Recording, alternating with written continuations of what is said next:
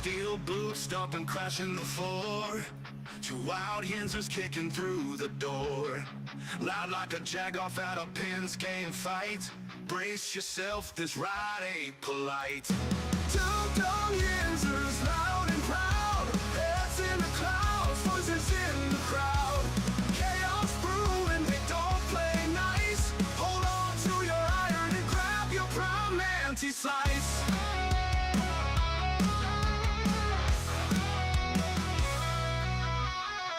Tales from the burg with a hint of mayhem. Pierogi powered, nothing can constrain them. Knocking back stories like an icy cold brew. You never know what these two might spew. Two dumb Yinzers, loud and proud. Heads in the clouds, voices in the crowd. Chaos brewing, they don't play nice. Hold on to your iron and grab your prime anti-slice. It's almost like the Florida Panthers, Mike. Mm-hmm.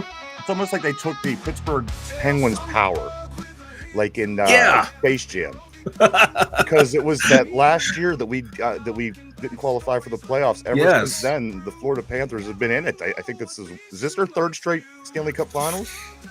I know it's their second. They lost to Golden State, Golden Knights.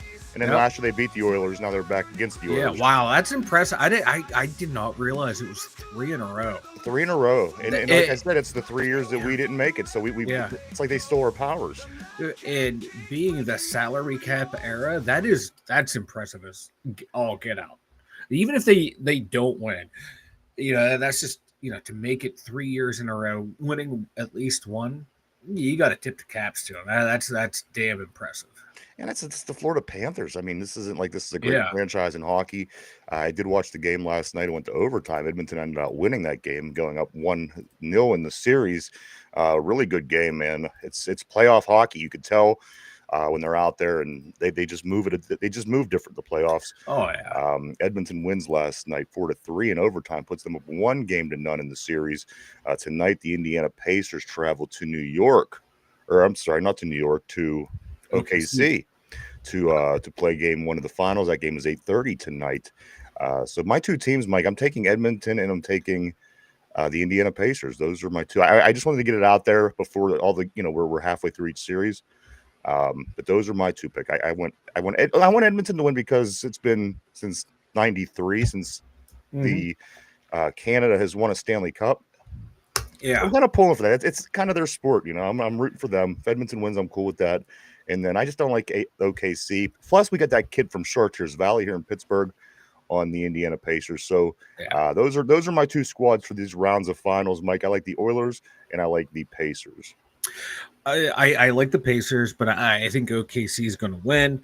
I'd like to see the Panthers win again because it's starting to get a lot of old head hockey people mad that Florida has, they won last year. They're back in it again this year. Tampa Bay had won 3 recently. So I'm kind of rooting for the Florida Panthers. It would be nice to see Connor McDavid win a Stanley Cup. Dude is just so talented. You player like that, you like to see win. So it doesn't bother me who wins in either of them, but I'm kind of rooting for Florida and Indy. Florida and Indy. Okay, that works, man. Yeah. One thing I don't miss about the Penguins playoffs is when you go to the game and you got to wear your jersey. It was 90 degrees here yesterday, and it's gonna be hotter today. There's gonna be rain to kind of cool it down a little bit. But that's one thing I don't miss about going up to watch hockey this time of year, man. Because you got to have your jersey. Everybody wears their jersey for the Penguins game, and there's just you want to tailgate, you want to hang out outside, or just even having the jersey on at any point with it being 90 plus degrees is insane. Yeah. But can you imagine how it is in Florida? I mean, if it's hot here in PA, oh, God, can you imagine South Florida? Yeah, that's something like you take the jersey with you. You don't put it on until you get to your seat.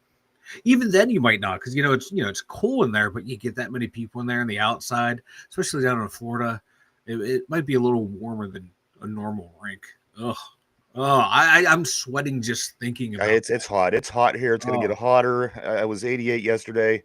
I think the rain later around 3 o'clock is going to bring it down around Yeah. around the mid to low 80s, which is where we're at right now. So I think if keeps it right around there, we'll be okay. But geez, oh man, it is hot. But we were complaining until last week that we haven't had summer It's weather, true. and This is here it true. is. Here it is. We got Now June that 5th, it's here. and we have summer weather. So welcome back to the show, everybody. This is episode 754 of the Two Dumb Yinzers. I want to say welcome back to everybody. Welcome back. A lot of things to talk about today. Let me jump on the board here real quick. Corey Beaver says the song sounds like Shinedown. Vegas, TJG, welcome. Both you guys, welcome back to the board. Always great seeing everybody. Vegas says shut out 10 times in 62 games is beyond bad. It sure is. We've been getting our share of shutouts lately as well, which is so weird because we're either getting shut out or shutting a team out. It really makes no sense. Vegas says that the Golden Knights owner said that they would win the Stanley Cup in 6 years, and they did just that, even though they went to the finals in year one only to lose to Alex. Yeah, I'm kind of a side fan of the Vegas Golden Knights. I don't know. It's a neat franchise. I don't hate them. John says, try a Vegas Knights tailgate. I can't even imagine. Can you imagine in Vegas or Florida or Texas or anywhere that's so hot? Arizona. Can you imagine being at a Florida a Phoenix Coyotes game, Arizona, whatever the hell they are? Can you imagine how hot it is wearing a jersey in Arizona? Oh, thank God they're no longer there. Vegas says, when I was a kid, I was admonished for calling my Mario Lemieux sweater a jersey to school. It's a sweater. A sweater. Sweater. That's what the boys call them. Yeah. So I mean, it's just if you love hockey, this is what you get when you're at Stanley Cup time. It's time to it gets hot. Grease and yeah. Ugh.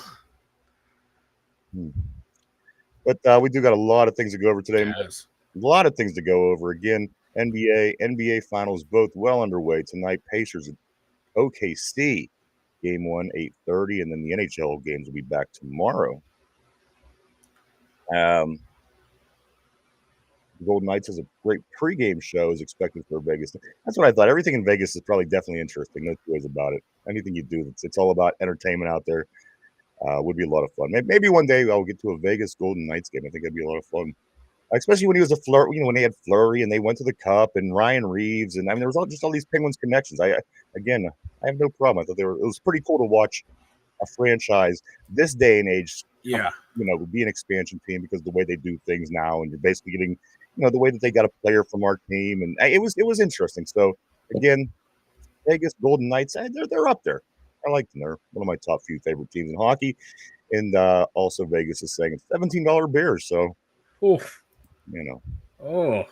Got to pay the players, man. You got to make the money. You're right. Oh, $17 for a beer.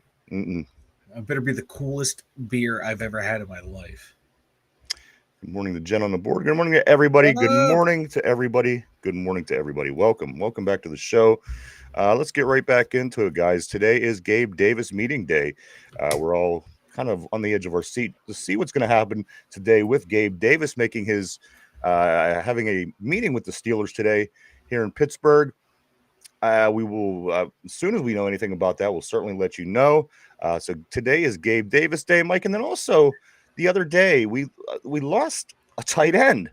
Yeah. So we were concerned. Why is all this talk about going out and getting a new guy, getting the guy from Miami, this, that, the other? Well, and then I ended up playing just that way, Mike, because our tight end, help me with his name, Parham. Farnham. What's his first name? Darnell. Was it Darnell Farnham? Yeah. I have it here somewhere, Mike. I just knew his name's Farnham. I always here it is. Donald Parham Jr. suffered a torn Achilles at OTAs this week. So we were a little stuffed in the tight ends department. Yeah. And then last week we said that we're not going to go after Jonnu Smith. That we were no longer interested. But after the injury this week, Donald Parham Jr. again tearing his Achilles out for the season. Jonnu Smith, I think, is back in question. Yeah. Which last week it made no sense to me why he would have been in question. But again, it went away. They were no longer interested. But again, Mike, at this point now, I think it's probably a pretty decent chance do we bring somebody like Jonnu Smith here? What do you think about that? Yeah, it makes more sense now. I was on board with it then. Just more weapons. I don't care what position, just more weapons out there. But now, yeah, because right now it's Pat Fryermuth and Darnell Washington. Yeah, there's Connor Haywood, and there's the JJ Galbraith on the roster. No, give me Pat Fryermuth, Jonnu Smith, Darnell Washington, adding Gabe Davis. That's a nice little addition there on the offense. I'd take it now.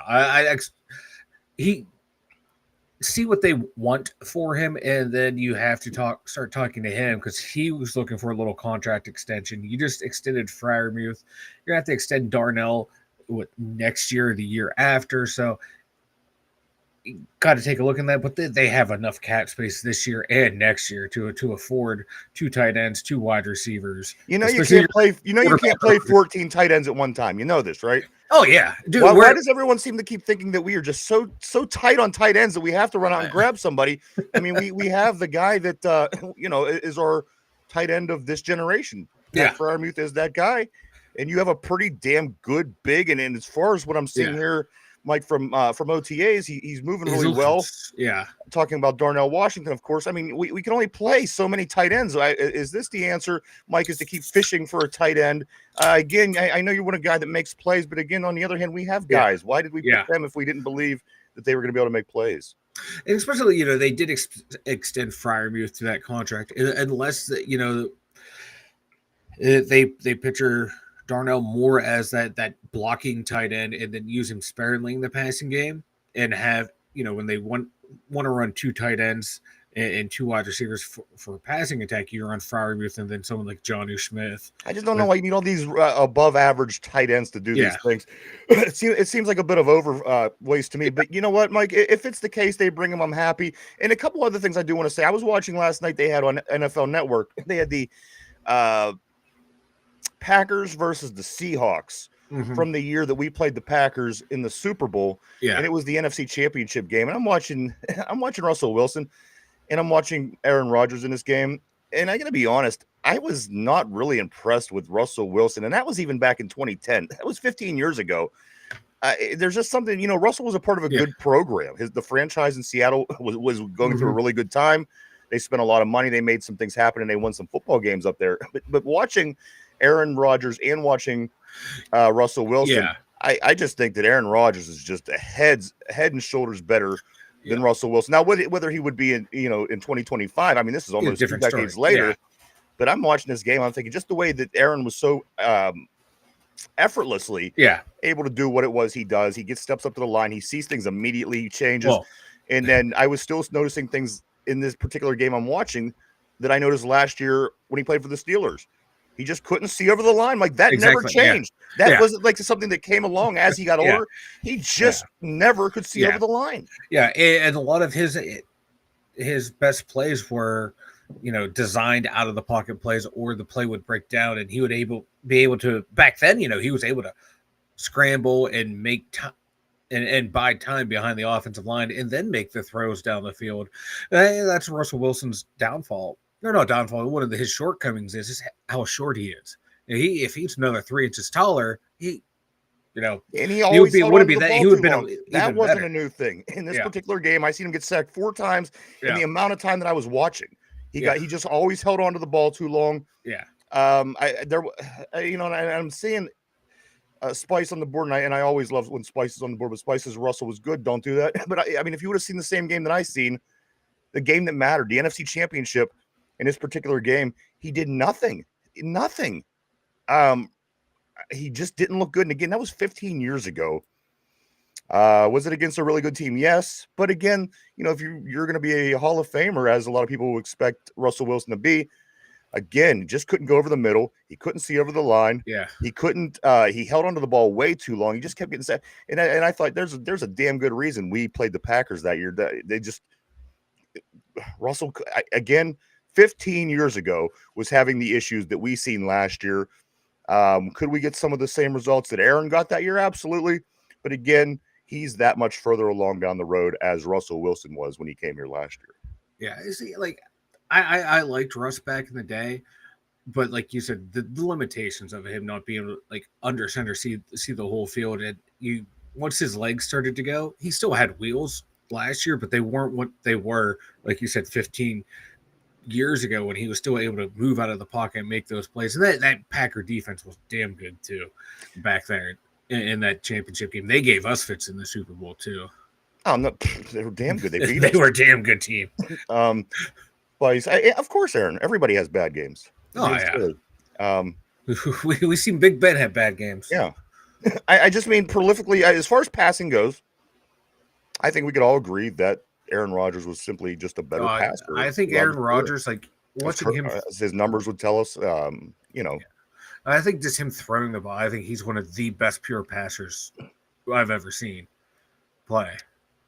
Let's move on. Let's scoot forward a little bit here, guys. So today is Gabe Davis. Today is the last day of OTAs this week. And then tomorrow also, next week, next week, there's a 3-day mandatory mini camp. Now everybody's saying they're expecting Aaron here.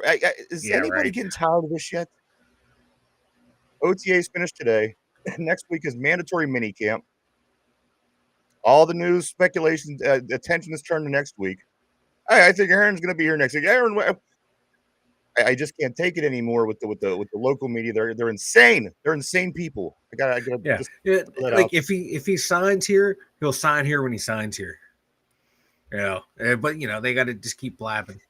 But I got some points here today why I don't think that he is gonna be here. We'll get to that in just a minute, but I got to get to some of these messages on the board, Mike. They're moving on me, and I don't want anybody to miss out. Corey Beavers, I'm going to start back here. The only time I ever watch the NBA is if Pitt gets a team. I like the 76ers during Iverson's time there, but other than that, NBA doesn't interest me at all.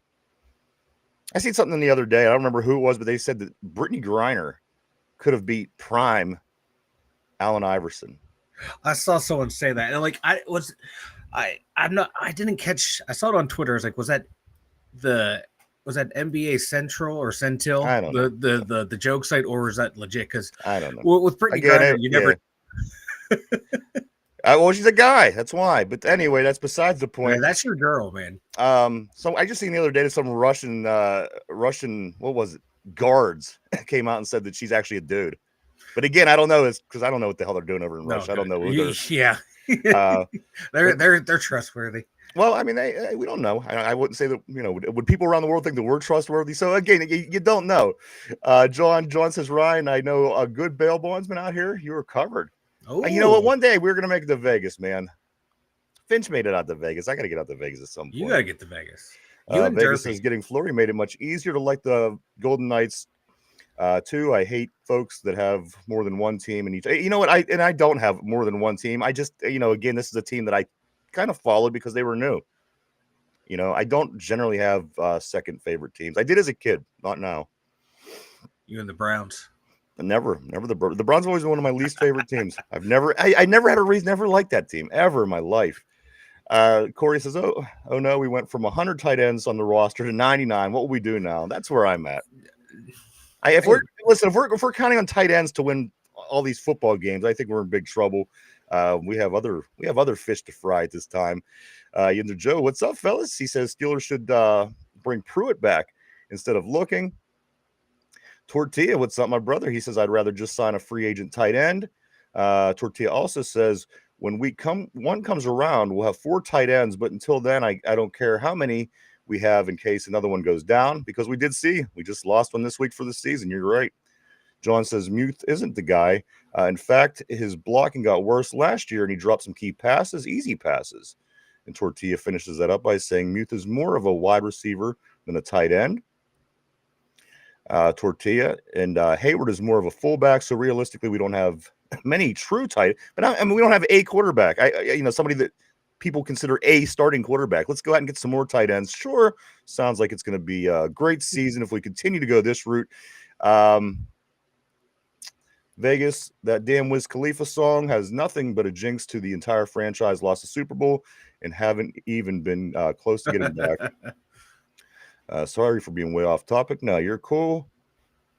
Yinzer Joe, even the great Montana had absolutely. And listen, I'm not saying that Aaron Rodgers. I'm not even an Aaron Rodgers fan. Kind of, spices Aaron isn't what he was 15. No, he wasn't. He's probably not what he was even, Not even 5 what he years was. ago. Yeah. And again, I'm not sticking up for him. I'm just saying what I seen in the game last night was Russell Wilson did not look good in a game that mattered. It was the NFC Championship. The winner went to the Super Bowl. One guy looked like he belonged out there. The other guy held onto the ball way too long. That's all I'm saying. I listen. I'm not sticking up for Aaron Rodgers by any means. I'm just saying that Russell just didn't look good in this game that I was watching. That's all I'm saying. Tortilla says I was riding with Russell until he took that hit against the Ravens and fumbled at the goal line. After that, I was done. Richard, what's up, brother? Richard on the board. Richard says Russell was average in Seattle. He was a bargain for us last year to take a shot on, and that's what he was. It wasn't like he was that great. He wasn't a prolific passer. They always had a really great defense. They managed to win one Super Bowl. Again, I mean, people are going to paint it out like he did all these amazing things. He threw an interception in the other Super Bowl at the end of the game to lose the game. But Vegas, they only paid him a bag and a half of Funyuns, so it was worth it. Funyuns. I love Funyuns. Tortilla, if we sign a tight end or a wide receiver, do we even have a roster spot for Rodgers? John, the NFL is a $1 billion operation. Wait, the NFL is a $1 billion operation that is QB centric. No team gets rid of the franchise guy or a guy with franchise potential. Wilson and Fields were cheap last year, and for a reason. Again, that's just where we're at in their career. Vegas has 2 spots open right now. Vegas says her stint in the gulag hurt her brain. John, and no other team wants Rodgers other than the Steelers. His most in Super Bowl days are gone, and his ego outweighs his talent. Is that, why nobody's exactly knocking down the door? We're the only team that's looking desperate to get this guy. It looks bad. It looks bad for our franchise. John also says Rodgers MVP and Super Bowl days are gone. Bad typing again. We got you, man. He also says Wilson and Fields were cast-offs for a reason. And then also Jen says, how about Mason and Miles meeting Trump? It's the off season, all kind of things, all kind of storylines going on, guys. A few things that I did pick up when I was trying to find out what was going on at OTAs this week to see where we're at.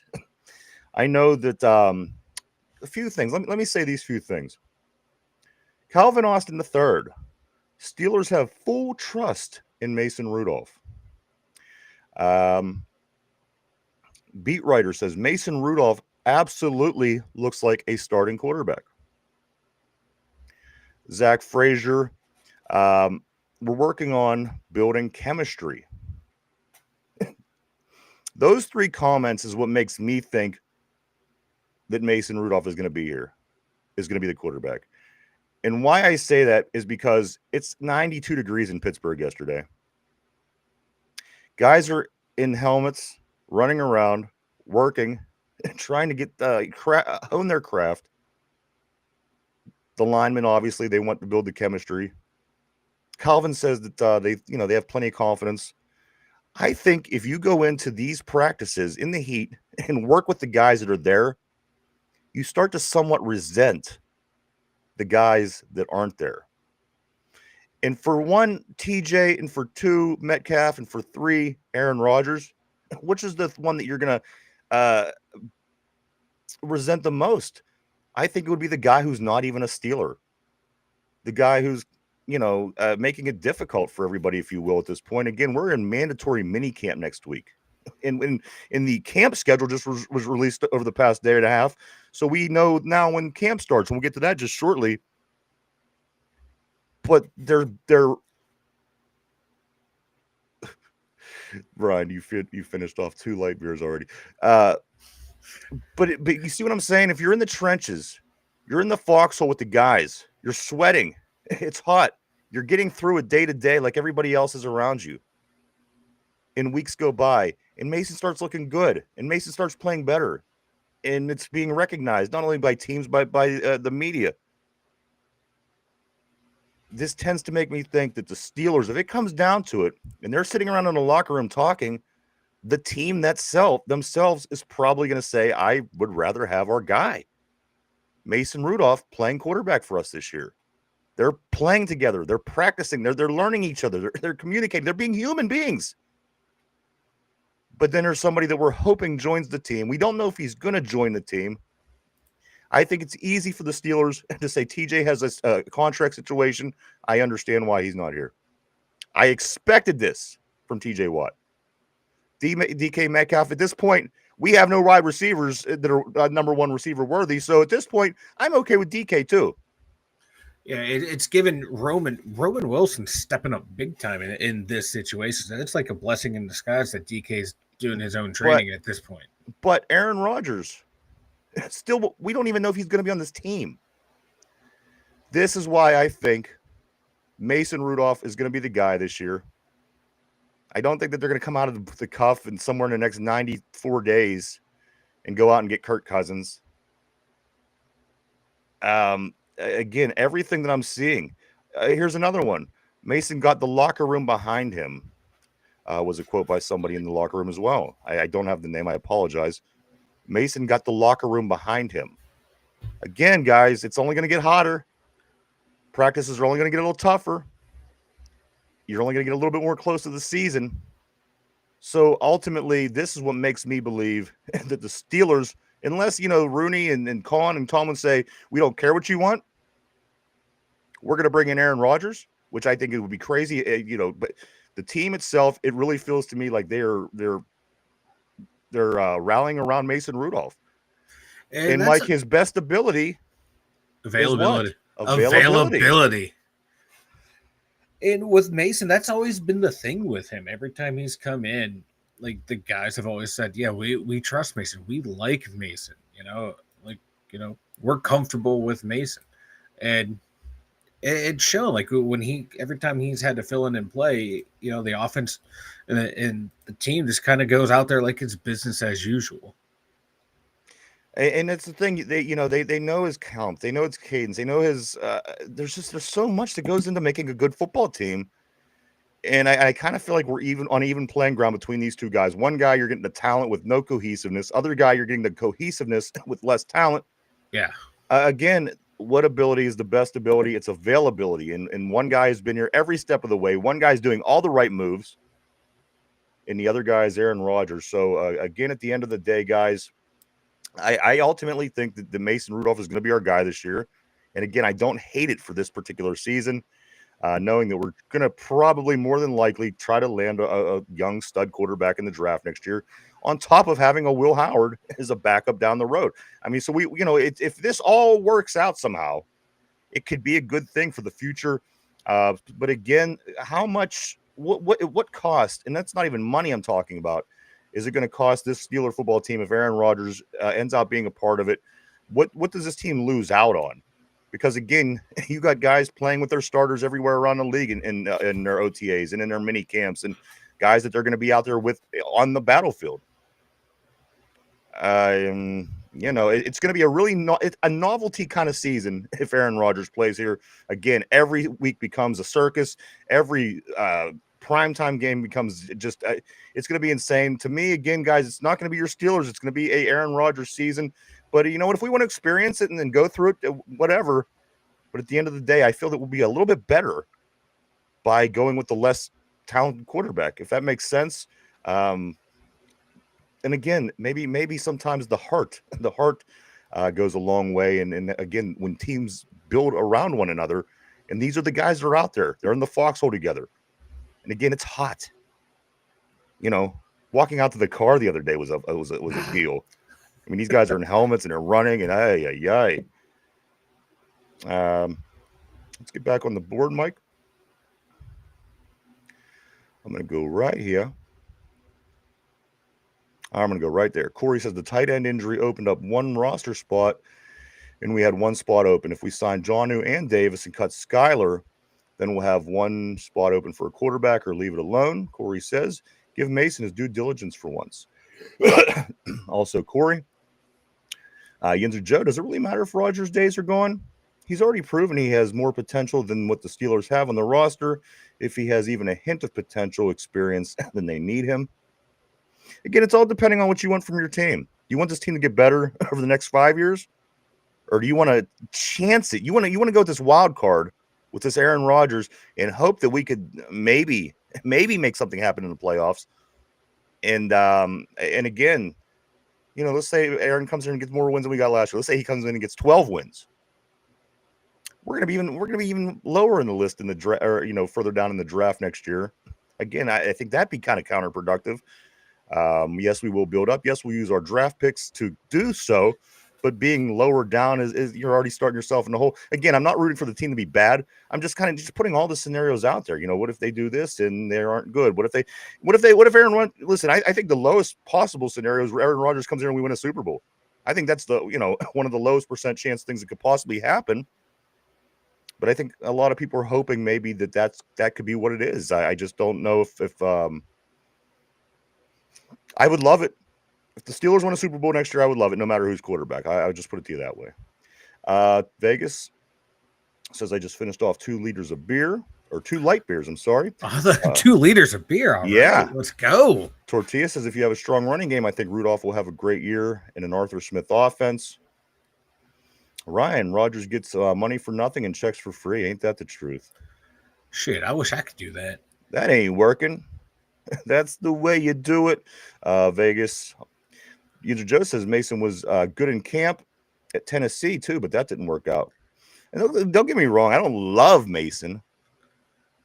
But again, there's a reason that nobody wants Aaron Rodgers on their roster anymore. Vegas says Roman will prove to be the best route runner on the team. I'm hearing a lot of great things about Roman. Yeah, he's just the little bit of videos you see his route running. He's looks so much quicker in and out of his breaks than he did in college and than he did last year, like the little video packages they had. So, yeah, holding out hope. John says breaking out the Bong and Dire Straits albums.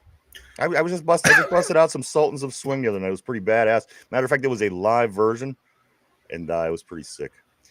Tortilla says Rudolph is good until he has pressure in his face. Then he starts to panic. But he had a really good QBR in play action last year. So if our running game is good, I think Rudolph will be good too. Andrew Joe says everyone always looks good at camp. That's what I was going to go there as well. He says everybody always looks good at camp or OTAs. Mason wasn't in Pittsburgh last season. It's the same situation, I feel. Yeah, that's what I'm saying. Everybody looks good at camp. Everybody, they're saying Broderick Jones looks much faster. They're saying Cole Holcomb looks like Joey Bosa. For one, Broderick, yeah. Cole Holcomb's going to be injured by week 3. Broderick Jones is Broderick Jones. So those two, I'm kind of skeptical on. But I am also hearing this, guys. Cameron Johnston is crushing punts at OTAs. Again, he was out last year all season with an injury. Mike, Cameron Johnston is actually 7th all time with a 47.3 average. So if this guy's crushing the ball, I'm happy to see him back. I didn't hate what Waitman did, but to see the better guy, I'm excited to see how this guy can kick the ball around, man. Yeah, he was always good for distance and accuracy too. And then when, like you said, when Waitman came in too, he didn't lose any of that distance and the accuracy either. Man, they great directional punters, both of them. And hopefully Cameron Johnson is back 100% healthy. It was his plant leg that got injured last year, right? I believe that's what I think was his plant leg. Any leg, if you're a punter. No. Where you would suck either way, would suck ass. Vegas asks, what veteran quarterbacks would you want in trade realistically? There's nothing at this point. We got garbage. We waited too long. Patrick Mahomes. He's a vet. We waited too long. This is where I mean, if you're just saying, out of pure speculation, like what Mike is doing, I mean, come on, one of the better. I would love it. Josh Allen on his team. Yeah. But realistically, there's garbage left. We waited too long. We've waited on this guy too long. We've kind of let time pass. And guys, again, we're less than a month from July. Less than a month from July. We've been working on this since February. Ask yourself, how much have we gained in that area, the quarterback position, in the last 5 months? Tortilla, Broderick Jones is having a lot of praise by players. They say he got his mojo back. I sure hope so. That's what I'm hearing too. I heard he's looking much faster. He lost about 30 pounds. I don't know if that's good, but being faster is good. Real quick, I saw this clip. It was from CBS Sports. One of the guys was like, "Yep, it's that time of the year. Everyone's bigger, faster, stronger, but somehow at the same time, lighter and quicker, bigger and faster and stronger, but lighter and quicker." Hey, if you could pull it all off, hell yeah, that's like me, man. I'm lighter and faster. John says, no doubt the offense will be choppy this season. Do you want quiet man Mason who doesn't bitch, or Rogers on the PMS show each Tuesday with Vagisil? And that's what I said. It's coming down like this country to two different kind of fans, and I think that it's interesting. You got half the fans, they want Aaron Rodgers. You got half the fans that don't want Aaron Rodgers. So we're kind of in an interesting situation as far as Yinzer Nation goes. As the end of the day comes, I just want to win football games. I don't love Mason Rudolph. I don't love Aaron Rodgers. But whoever ends out getting the job, I'm going to hope that they do the best that they could possibly do to win as many football games and all that kind of fun stuff. So we could have a good team, maybe make a run. But we will see, guys. Next is Yinzer Joe. The Steelers have a crap load of draft capital. Doesn't really matter if we get far in the playoffs or not. They'll wheel and deal to move their way up and get their quarterback. I hope you're right. Vegas, after Kenny's perfect preseason, then trash regular season, I put no stock in how a QB looks. Very good point. Tortilla, Trevor Lawrence, Dak Prescott, maybe Tua, Kyler Murray.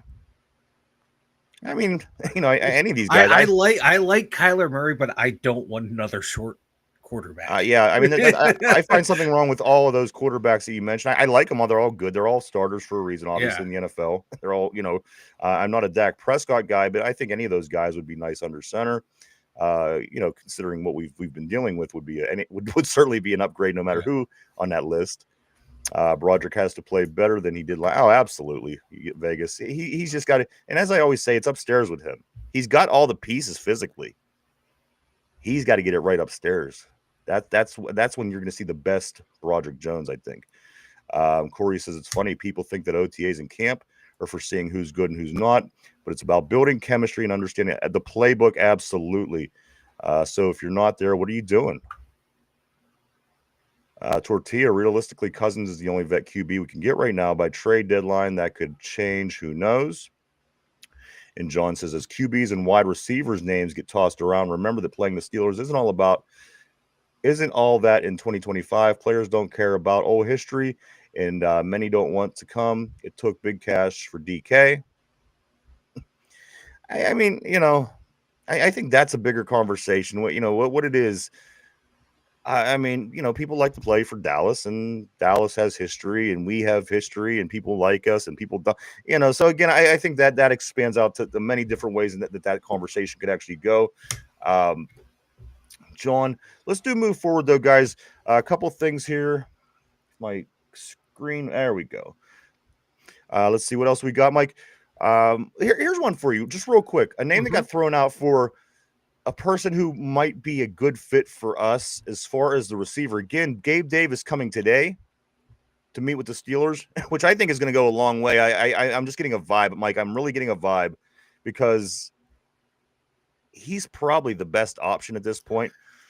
But a name came up the other day, Mike. Where's Amari Cooper going to be playing? That's who I was actually going to say. Would he look nice opposite side DK Metcalf? DK Metcalf, Amari Cooper. It's like Madden anymore. You're taking all the good names and putting them in spots you like. Yeah. But at the end of the day, we have a Tortilla. You nailed it right on the head. Kind of coming back on that. He said Deshaun Elliott came here for the history. So it just depends. Again, I think that's a lot bigger conversation. But I totally get you, John. I really do. But Mike, Amari Cooper, DK Metcalf. On paper, that's sounding real nice. On paper, sounded real nice. Like I said, last year he's didn't do that well last year. After did he get traded and everything last year? I can't remember what's going on with Amari Cooper, but I'd take a look at him. I'd bring him in and see, get the feel, get the vibe of him, and see how he would fit here. Yeah, because his numbers went down last year in Buffalo. Because after he went from Dallas, uh, then the Browns last 2 years did really well, and then last year he only played 14 games, only had 540 yards, 4 touchdowns. So something happened last year. I don't know what happened. I don't know about if there were injuries or just the way he was used there. It was just weird. Do you think going from Cleveland to Buffalo with Josh Allen at quarterback that your numbers would be just about the same?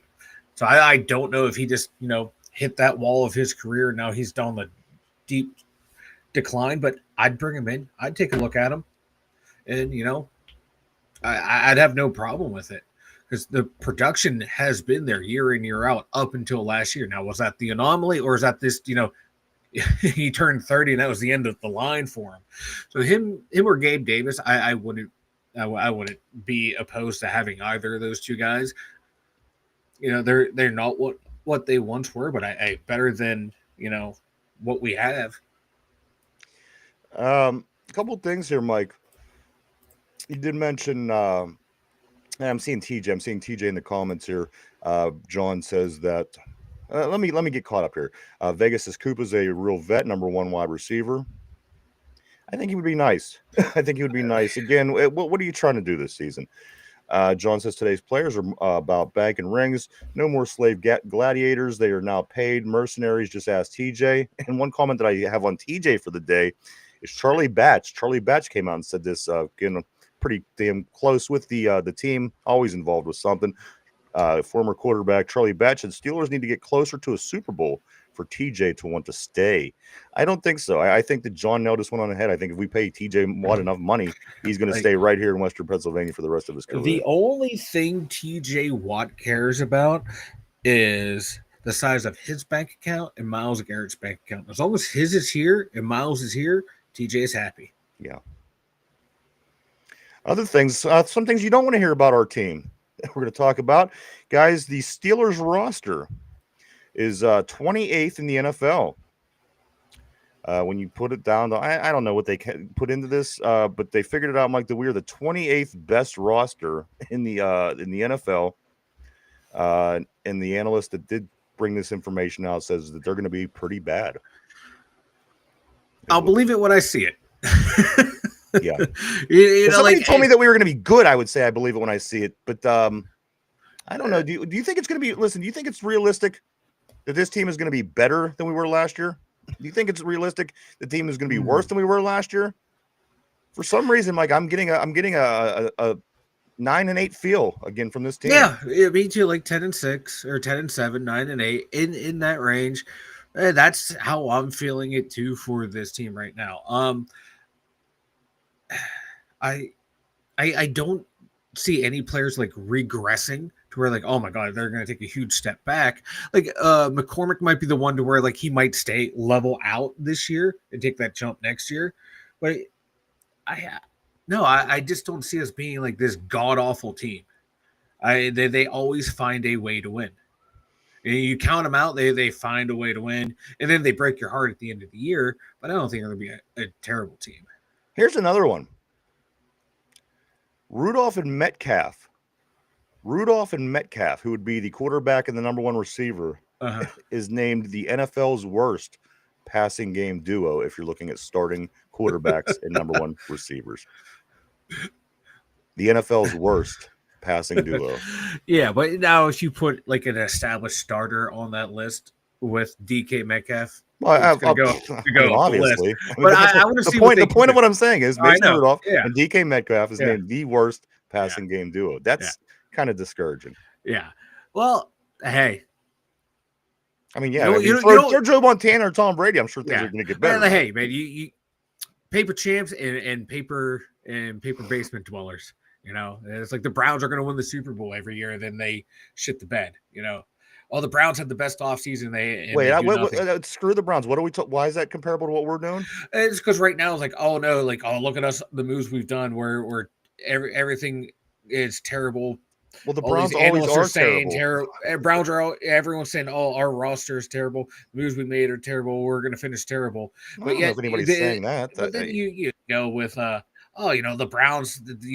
What they did. They're a Super Bowl contender, and then they do nothing. So and I never see that either. I don't know. I think you and I look at different Twitter feeds. we have to, dude, we because have to. we have two totally different algorithms, bro.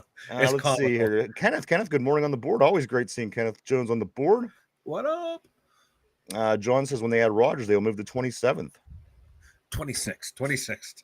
The ayahuasca adds a ranking. Corey says, how can they rank that when they haven't played that? Again, it's just it's all the offseason speculation BS.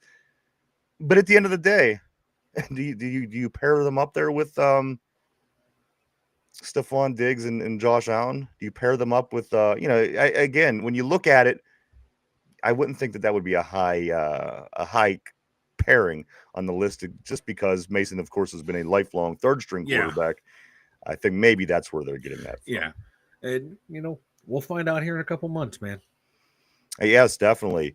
Some other things that we will find out, Mike, is if Gabe Davis, he is in town today. He's visiting with the Steelers. We're going to see what goes on with him, if he's going to be the wide receiver opposite side DK Metcalf. But, Mike, if he's not, I don't think that's such a problem, because buzz around the OTAs is Roman Wilson just keeps going and getting better. Mike staying after practice, extra reps, paying off for him.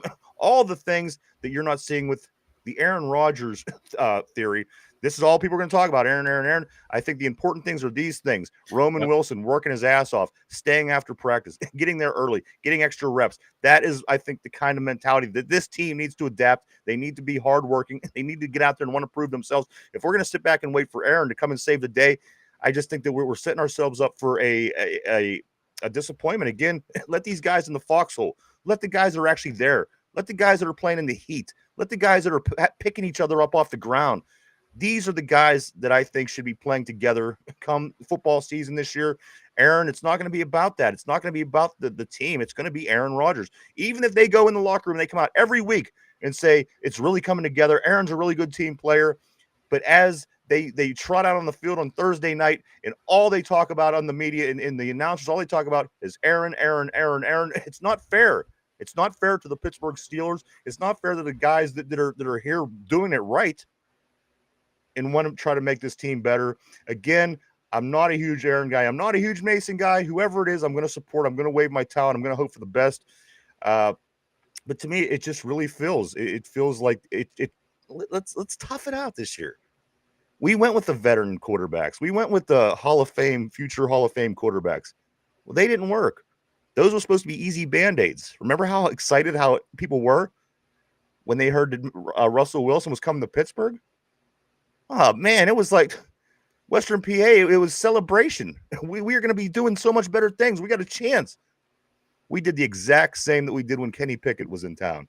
So, again, the team itself got to improve, get better all the time, and become that kind of team. And then get your franchise, your stud, the kid out of college, whoever it is, and you plant them in that place, and the team is ready. I just, guys, it's going to be interesting. It's going to be a fun season. No two ways about that, guys. Corey Beaver says, I think you meant Diggs in a bag of Coke. Tortilla says, to be fair, Roman better be out there putting in extra time. Again, guys, the injuries last year were a killer. You figure Roman Wilson out for the season, draft pick. Fatanu out for the season. He was a draft pick. Cameron Johnston, the 7th best punter in the NFL all time, injured all season. That's big too. We can't just, the injury bug is killing us lately. The past few years, for sure. If we could find a way to stay healthy, it's tough. It's football. I get it.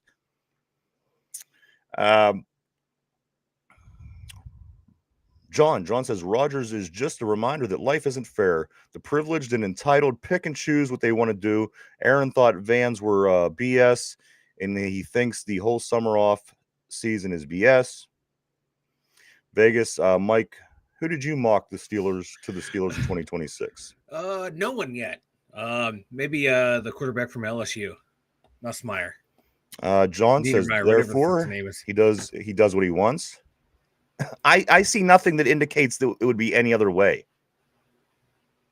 I mean, if he could come in here and be a Steeler guy and be a guy in the locker room that people want to be around, and I just think he's going to become intolerable, especially if we're not winning, especially if he's not doing the things that we expect him to do at 42 years old. John says Vax's okay. He hates his auto type. And then Mark Malone, my man, Mr. Optimism is here. Mike, he says the Roman is going to kick ass.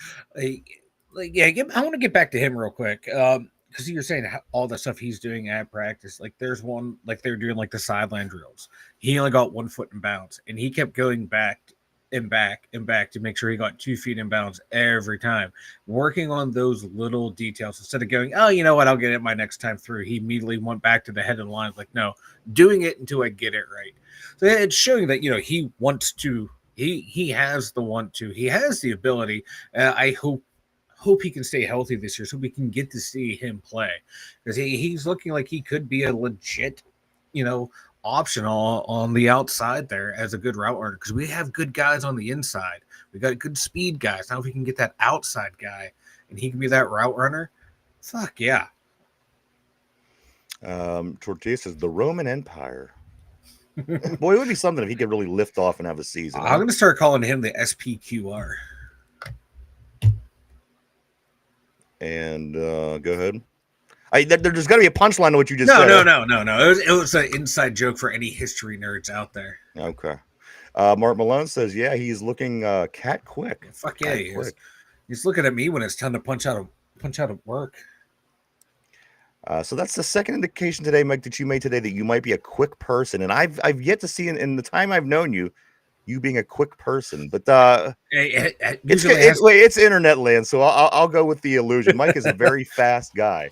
They used to call me El Tigre, Tiger. Who called you that? My Indian friends. They called me El Indian Tigre. Friends? My Indian friends called me El Tigre. Okay. 4.3940, same as Santonio for what it's worth. Ooh, I didn't realize Wilson had that. Was quick, man. I didn't realize Wilson ran that 40. God damn. So, things. I mean, and who's the other guy, Mike? The guy. What's the guy we brought in? Woods. Robert Woods. So I mean, we have a plethora of options. I mean, he's a good slot veteran guy. Yeah, he's but I'll be surprised. I'll be surprised if he makes it out of the camp though. Really? Yeah, because I already have like Ben Skoronix penciled in to make the team just for special teams alone, because he was a good gunner last year. Then you got Roman Wilson, Austin, DK, and then who's going to be the fifth? Hit Woods or Scotty Miller? Yeah, so okay, maybe Woods. I'd go with the black guy. I'm going to be honest with you. I don't want two white guys. if I'm down to three guys, Scotty Miller and listen, just let me break this down to you. If I'm in any sport, and my option, I get to keep two guys, and two of them are white and one's a black guy. I'm keeping the black guy. Oh God, you never watched The Office, but Michael Scott, Steve Carell's character, picks the black guy to play basketball, and he can't dribble, and he's like, "Oh my God, are you kidding me?" That's just what you reminded me of. Yeah, then we'll during the season we'll be like, "Damn it, we shouldn't have kept Woods. We should have just kept Miller." The whole thing. You know how it is when the Steelers play. But that's just my theory, guys. If I'm building a team, I don't know. I don't think it's a stupid idea. Vegas says, sorry, Mike, but I'm not seeing you run the 40. I know, Mike. Yeah. Running to get the 40, I can run a 40. If I'm running to get a couple 40s, I'll run a 4 flat. I'm with Vegas. I seen you get injured going reverse in your car one day. You pulled a muscle going reverse in your car. And it wasn't even when you were turning around. That was the most impressive part. You would think it would be when you're putting your arm over the. No, I just looking. I was being lazy using the backup camera. The car jerked on me. I'm like, I'm a back. Is Roman a black guy? I don't know. Yeah, but we were talking about Scotty Miller. Scotty Miller and Robert Woods, picking between those two. Oh yeah, I like Roman. I don't know what he is. Matter of fact, I never even thought about it. Now you said that. I just know he's a wide receiver on the team. What's that? I just know he's a wide Well, receiver. anyway, the thing about I know. I'm being, the two guys at the bottom, being I would facetious. definitely keep Wood. That's just my opinion. like Uh, like my bottom would, yeah, like Skoranek and Woods. I mean, if you watch sports lately, in the past 50 years, Cooper that's all I got to DeJean, say. baby. Yeah, Cooper Cooper DeJean. DeJean. He looks just like Patrick Surtain and Champ Bailey and all them guys. Anyway, let's see. Roman Wilson. Okay, we got that. Another thing, guys, one pickup we did make. Pittsburgh Steelers did sign former Bears safety Quindell Johnson over the past day and a half. Mike, Quindell Johnson, just another name that I think you and I talked about off the air. It just seems like this is going to be a guy that's probably not going to be on the team come the beginning of the season. Mike, Quindell Johnson, safety from the Bears, but we could use a safety, right? Yeah, because we have with Thornhill, Minka, Deshaun Elliott. After that, it's like Miles Killebrew. So yeah, depth is lacking there at safety. Although I keep forgetting about Sebastian Castro, the rookie free agent that we picked up.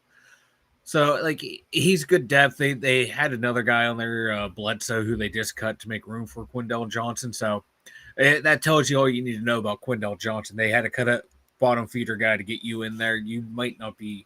You're going to be the next guy.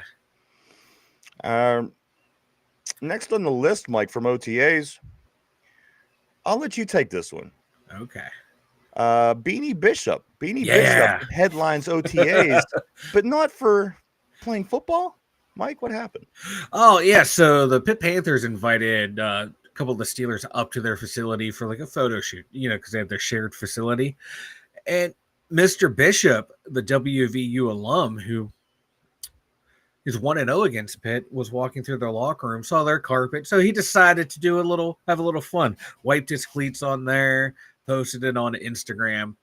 And then it blew up on Twitter and Instagram. A couple Pitt players Did he only play for West Virginia for 1 year? Yeah, he went from like Minnesota, like he worked his way up from like Eastern Michigan to Minnesota, then to WVU. So he wiped his feet on there. Then Pitt, half of Pitt Twitter was in an outrage. Other half was like, this is it right here. This is why you have rivalries in college football. This is why they're fun. You got Pitt players waiting for him to like they're gonna jump him or something. He's like, oh yeah, that's my fan club over there. Beanie was having fun. This is why I love sports. This is why college rivalries are so much fun. They carry over into the pros. You always have guys betting against each other. Like, hey, if my college does this, you have to do that. They're playing against each other. I like this. It was fun. So there you go, guys. Beanie Bishop having fun with Pitt. Rubbing his foot on the Pitt Panthers. They're low. I love it, man. It's the backyard. You wait till they get his ass back. They're gonna get him back somehow. Right? I don't know what they're gonna do, but they'll do something back. I love how like a couple Pitt fans are like, yeah, that's why you're nothing in the NFL, and people would reply back, his highlights of picking Aaron Rodgers. Wait, who said this? Like Pitt fans. Like Pitt fans are like, "Oh, you're a bum. You suck. You never done anything." Yeah, I never read the things that you do. But we are on two totally different algorithms man. somehow, and it's comical. We search the same shit. Too. Mike, Vegas says, "Aren't you too old to be going on beer runs, or are you still living your college frat days?" I often wonder that myself. I got the bar upstairs. And I just had the dispenser, and I just go in and hit my dispensers, put my mixers in. I don't have to go on the beer run anymore. But sometimes when you're drinking, you think you're 20 again. You got to run down to the liquor store, and sometimes you might blow an ACL. It's a chance I'm willing to take. Sean says, I would wait until teams have to cut to 53. That last week will get the best bargain in talent. Absolutely, man. It's going to be big, guys, again. Yeah, there's going to be a lot of guys available. Up OTAs today. Next week, there's a 3-day mandatory mini camp. And then here's the scoop, guys. Of course, the schedule for camp comes out. All players report to to Latrobe camp on July 23rd. So July 23rd, they report on July 24th through July 31st, 4th, 25th, 6th, 7th, 8th. Okay, so they're off on the 28th, but all those are 1:55 starts up in Latrobe.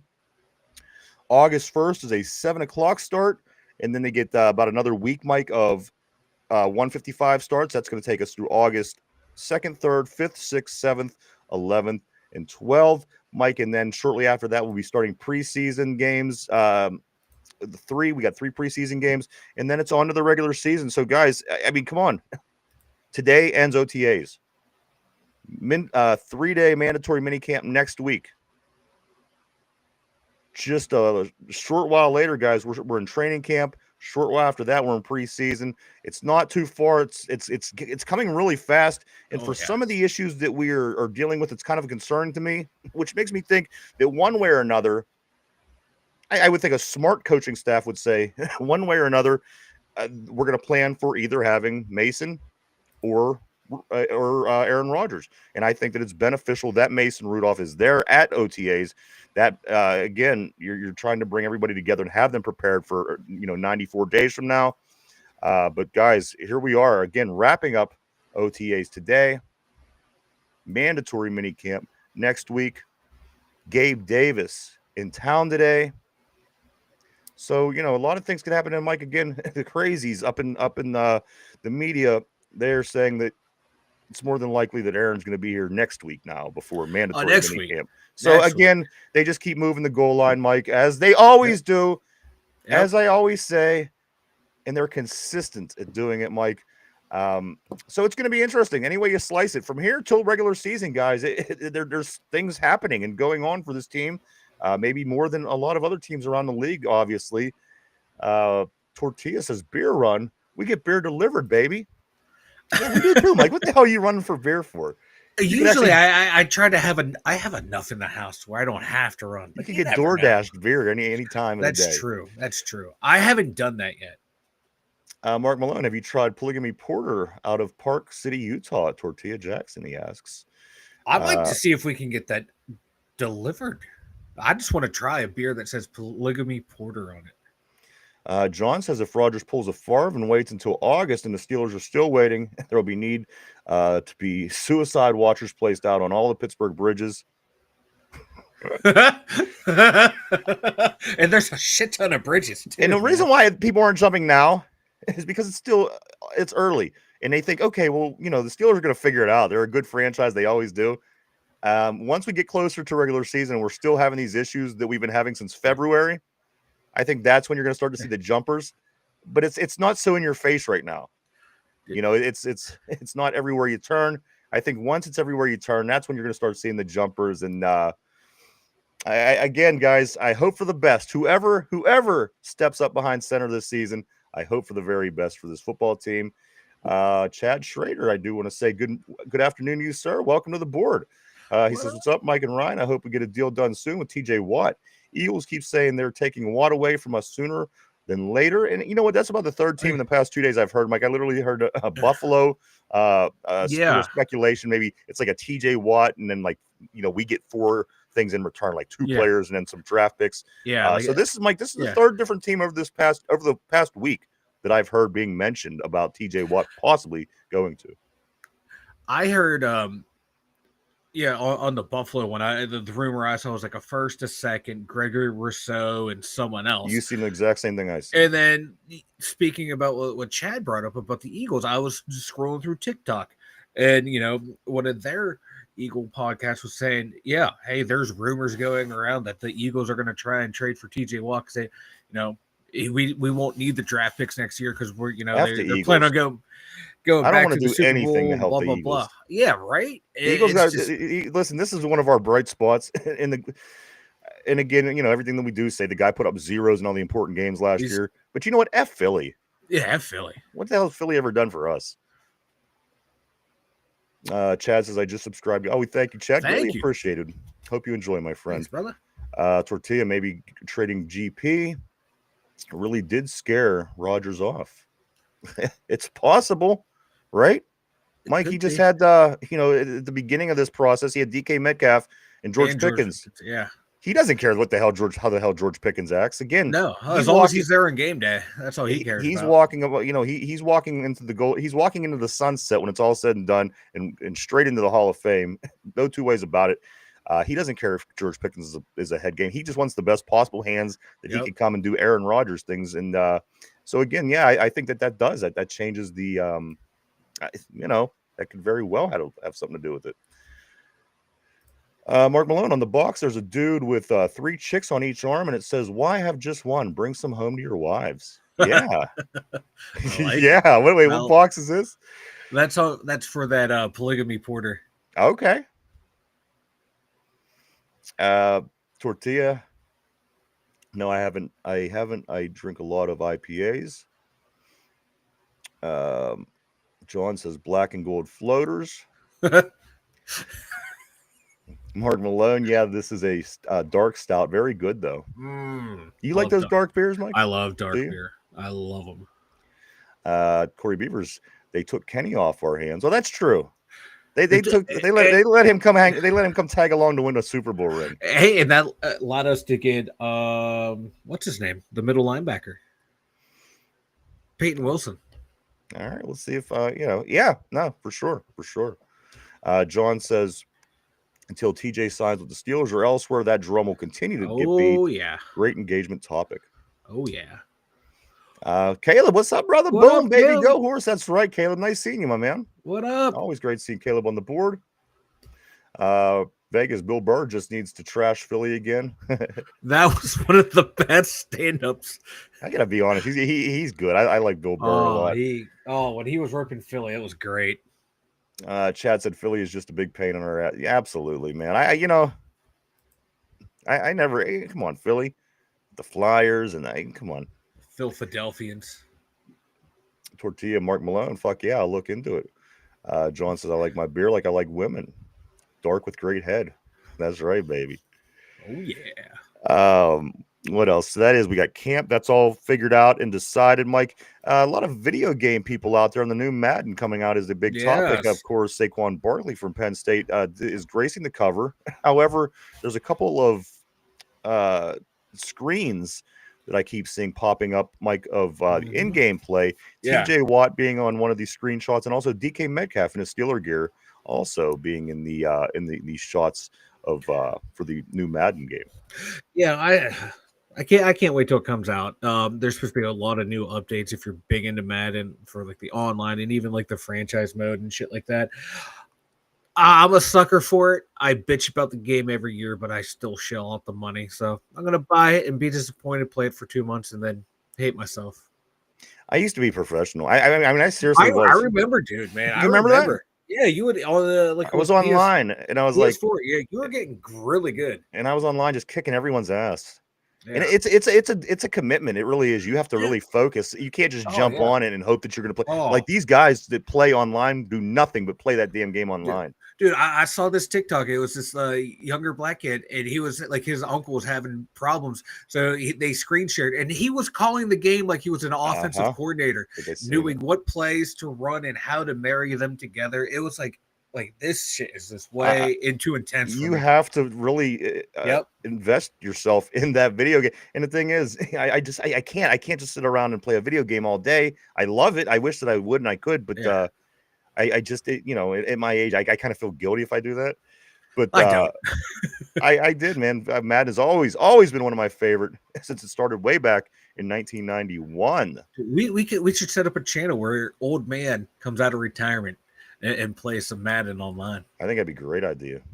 I'd want to like at least 1 or 2 days to get back. I'm not gonna make you look bad. I haven't played in years. I just want to to get the feel of the buttons. Vegas says, is Wilson going to be the green dot defender this year? He might be. Mike, he might be. I don't think Queen necessarily loves being the green dot. No, he wants to be able to just go out there and do his thing. And Kenneth is saying, I say Holcomb could reclaim his green dot. Again, some people out there are saying Cole Holcomb is looking like Joey Bosa.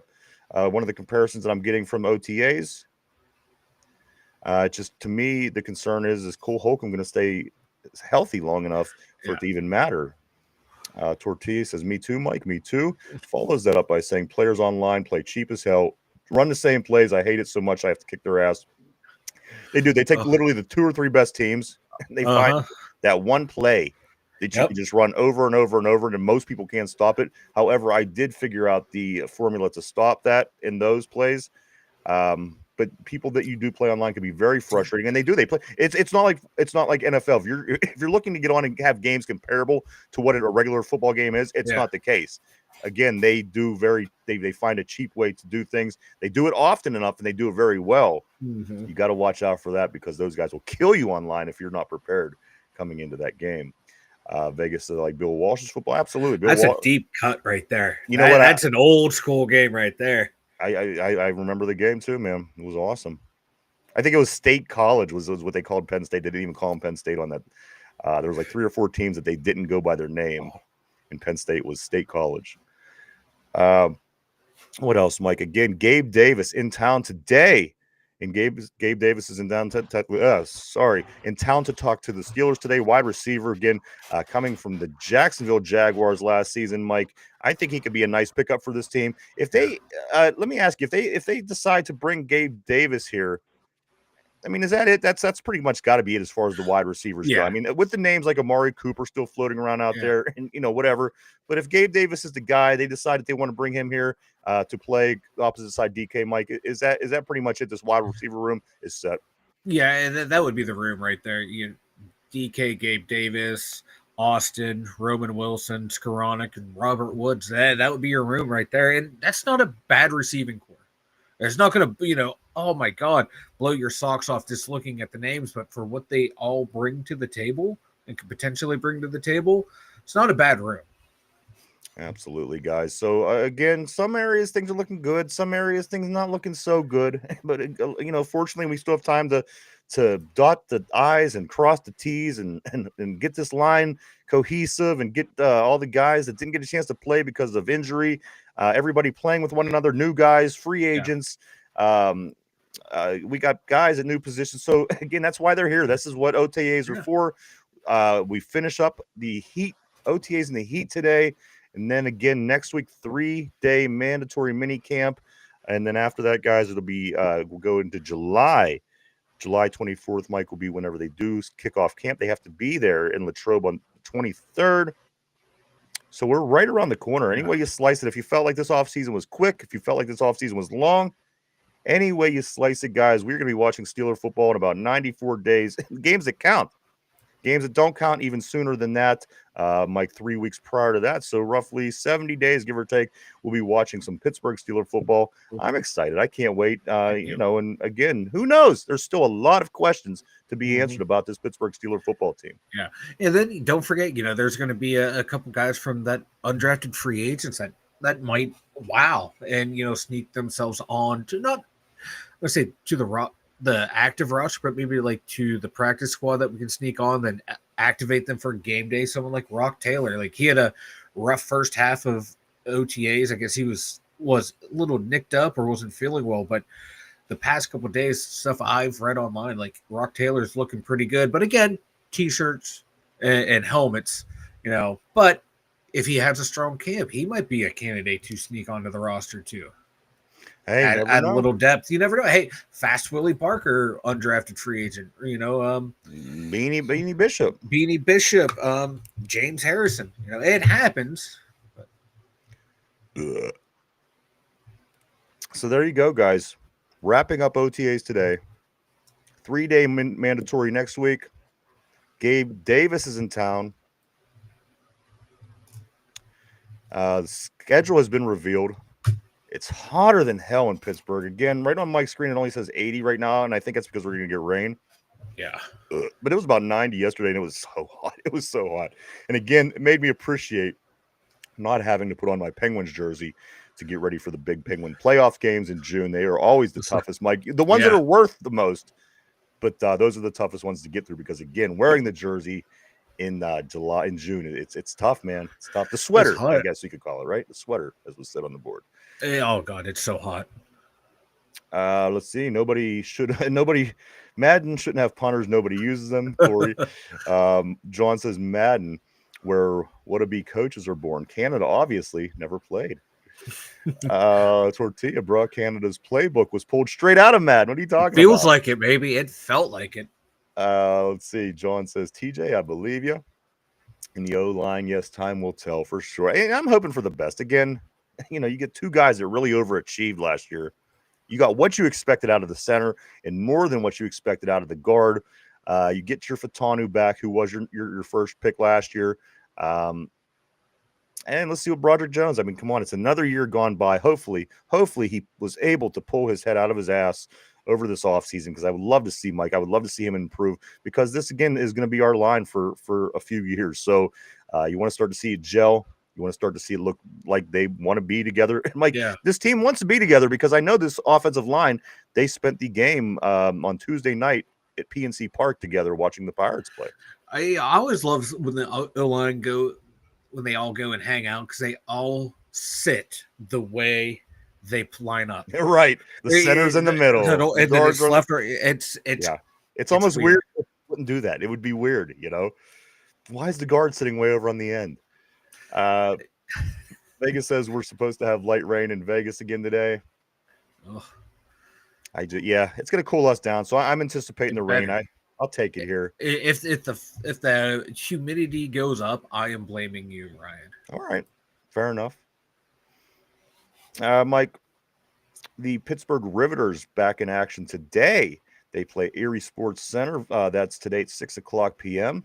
And then they'll be back at it on Saturday, Mike. That is our female soccer team in their inaugural season. The Pittsburgh Riveters back at it today. The Indiana Fever, of course, the relevance of this is I follow Caitlin Clark, and she's been injured, Mike, but they ended up beating. They were able to beat DC Mystics 85-76 without Caitlin. That's the first game they've won without her since she's been out with her quad injury. So always anticipating getting Caitlin back in that lineup. But the Fever, Mike, they're 3-4. They lost a couple since she's been out. But, yeah, they don't look too good. No. John's saying the Steelers have been saying they wanted to have a dominant run game since drafting Harris. Time to produce. Yinzer Joe, I'd like to see two green dot middle guys rotate. Why not? Mess with the offense.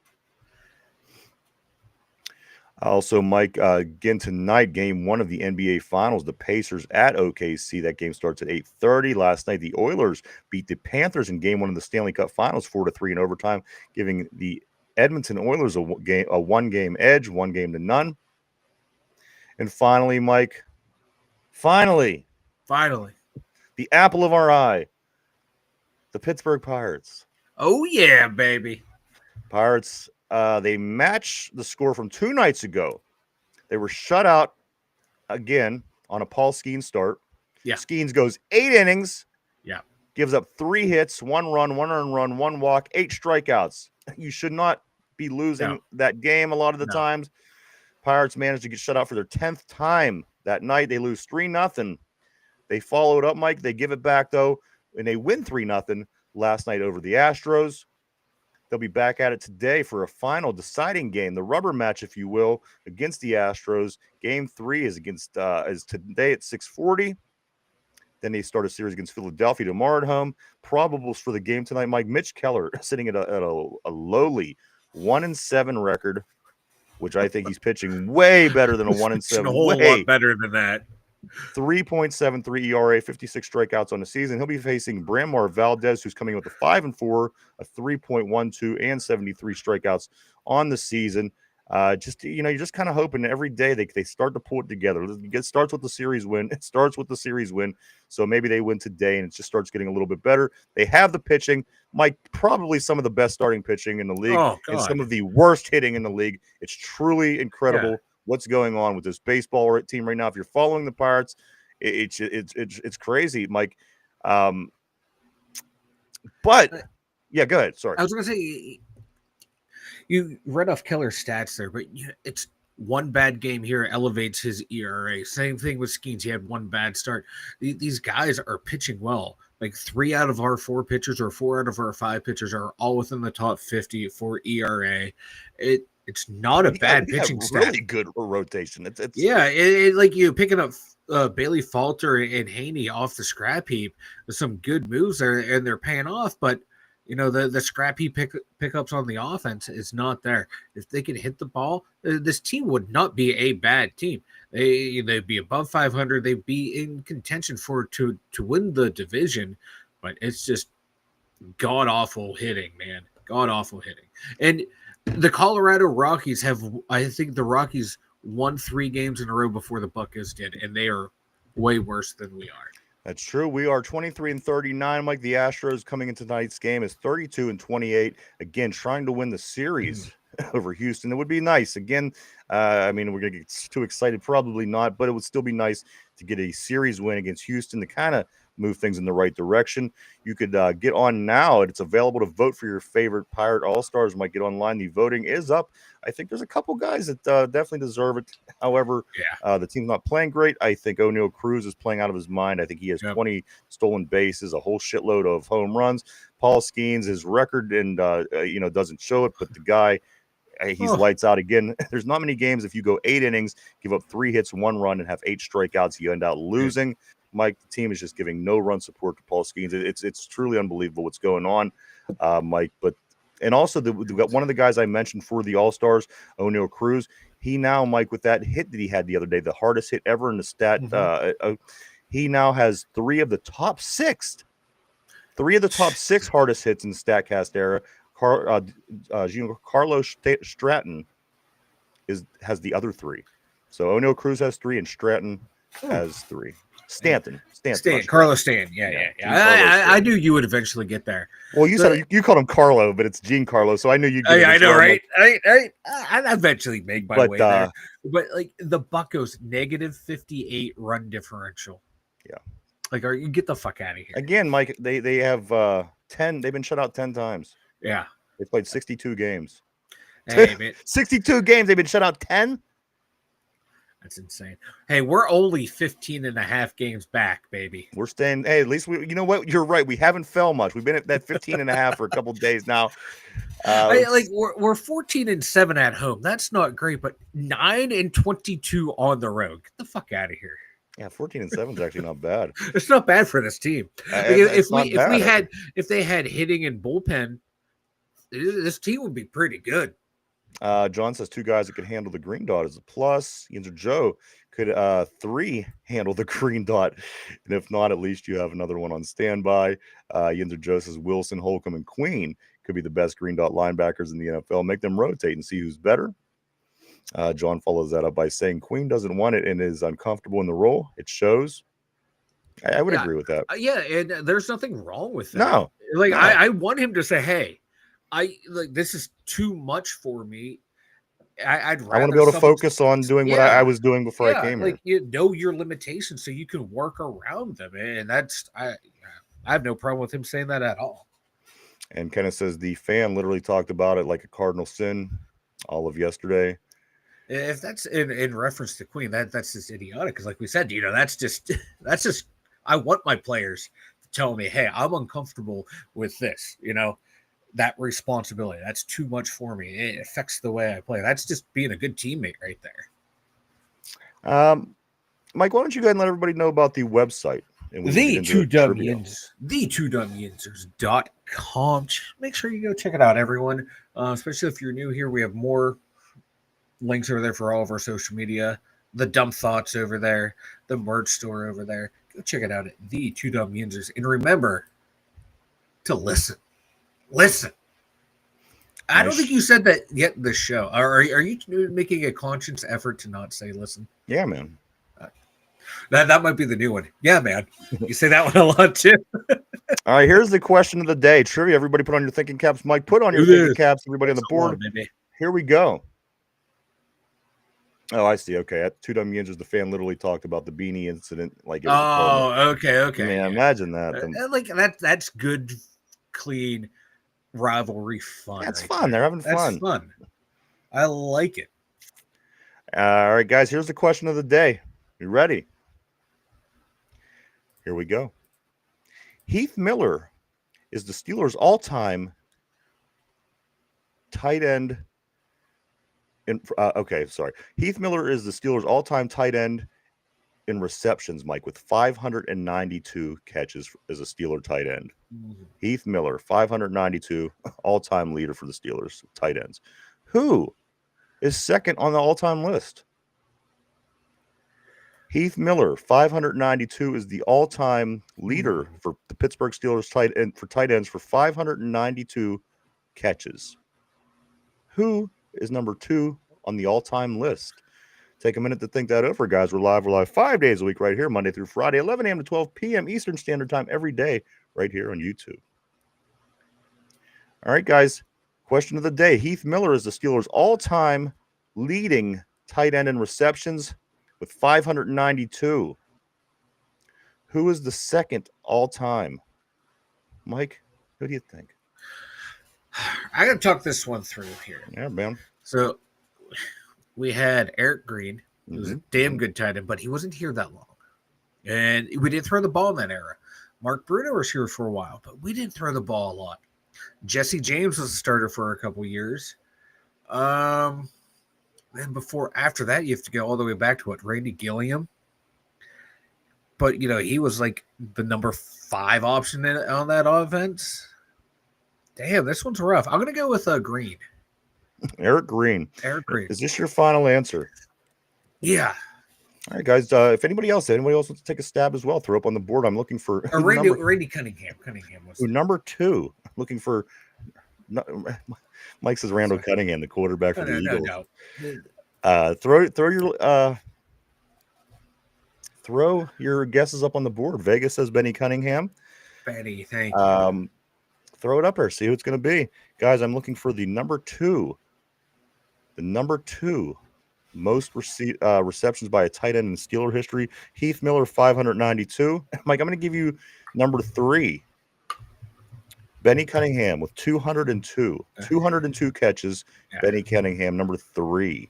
Number 1, Heath Miller with 592. A little bit of a space between them two. Yeah. 592, 202. Next on the list is Eric Green at number 4. Oh, with 198. And number 5 on the list is Mark Bruner. Mark Bruner with 137 catches all time.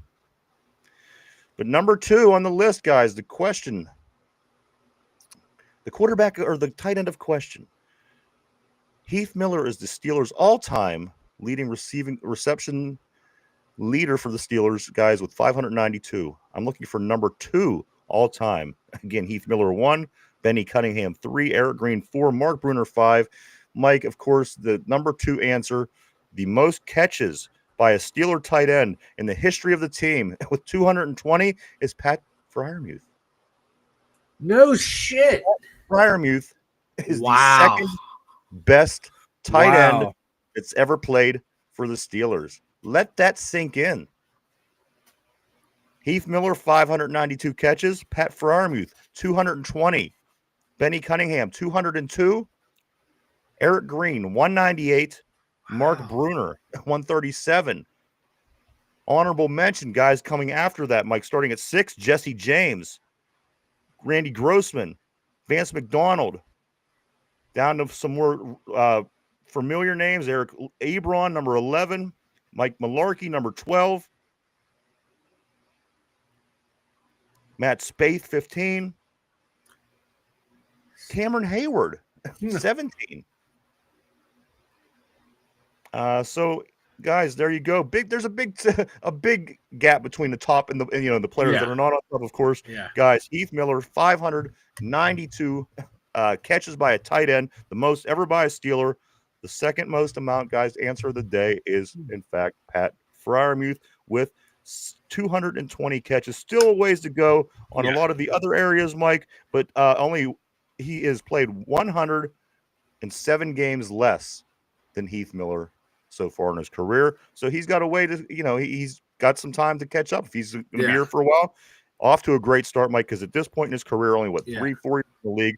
4 years, second best tight end ever to be a Pittsburgh Steeler. So guys say, we need to go out and get a tight end. We need to get a tight end. Guys, we have the only one that's the guy right below Heath Miller. Yeah. Do what you want with that. Mike, anything before we do start getting ready to wrap things up for today? I had something and then I completely lost it because we went into the trivia questions like, I got to remember this. And then I lost it.